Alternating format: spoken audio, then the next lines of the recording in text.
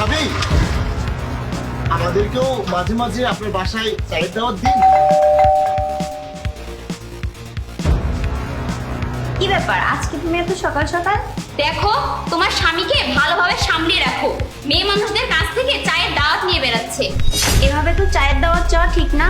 রাস্তার মাঝখানে বাইক থামিয়ে তাও একা একটা মেয়েকে বলতে আসে যে আমাকে চায়ের জন্য একদিন বাড়িতে রাখুন। ও কি আমাকে যেমন তেমন মেয়ে পেয়েছে নাকি? আরে এটা তো খুবই খারাপ ব্যাপার। বিবাহিত মহিলাকে এমনটা বলা ঠিক কথা নয়। হ্যাঁ, তাকে বোঝানো লাগবে, নেক্সট টাইম যেন আর না বলে। আচ্ছা ঠিক আছে।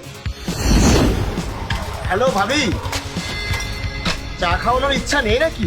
আরে আপনি রোজ এমন অসভ্যতামি কেন করেন? আপনার বাড়ির পাশেই তো থাকি, আপনার কি লজ্জা বলতে কিছু নেই নাকি?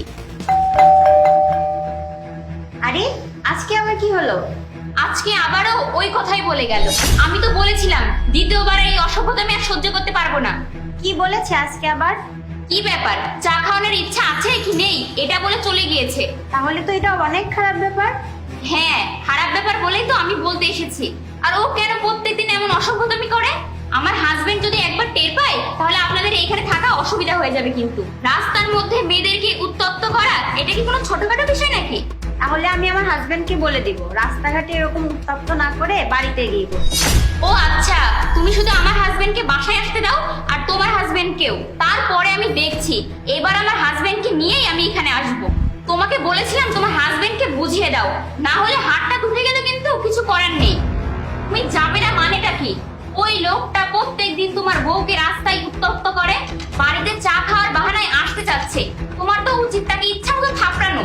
তাহলে তুমি ওর বউকে কিছু বলনি? হ্যাঁ বলেছি তো, দুজনেই একই রকম। ও আচ্ছা। তুমি বুঝতে পারছো না নাকি? সে আমাকে প্রত্যেকদিন বিরক্ত করছে। তাড়াতাড়ি রেডি হও, চলো আমার সাথে এক্ষুনি, চলো। আরে তুমি চুপচাপ বসে বসে কি দেখছো? কি হলো? কিছু তো বলো। প্রত্যেকদিন ওই লোকটা আমাকে রাস্তায় উত্তপ্ত করে, চা খাওয়ার বাহানায় বাড়িতে আসতে চায়। আরে কিছু বলো না। দেখো, তুমি যদি কিছু না বলতে পারো আমি আমার ভাইকে ডেকে নেব। কিছু তো বলো। ভাই, আপনি কিন্তু কাজটা ঠিক করেননি।